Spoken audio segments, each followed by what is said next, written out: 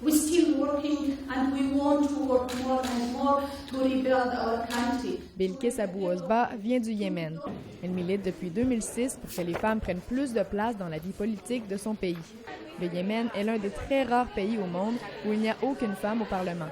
Pour elle, une plus grande influence politique des femmes passe d'abord par l'éducation. Il faut travailler fort. Il faut aider les femmes, leur donner les connaissances nécessaires et une participation politique.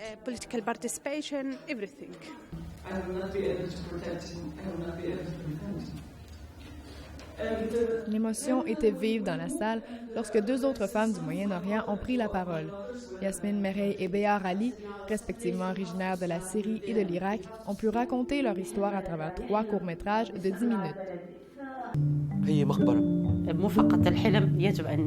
Le Canada tente de s'engager davantage à l'international et d'offrir des ressources pour venir en aide aux femmes des pays musulmans. Le pouvoir des femmes n'est pas un enjeu préoccupant au Canada, même s'il y a toujours du travail à faire. Mais c'est important d'être au courant qu'il existe cette problématique ailleurs.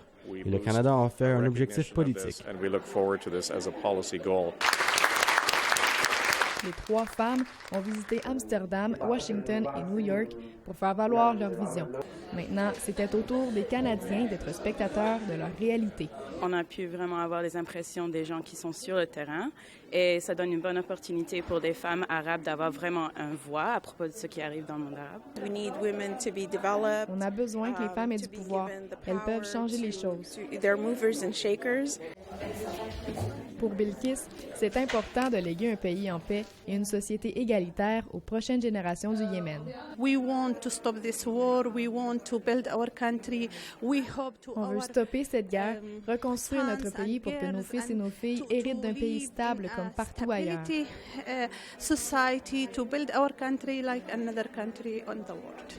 Bilkis continuera de se battre pour que l'avenir des femmes s'éclaire. Marie-Cabelle Avance, La Cité, Ottawa.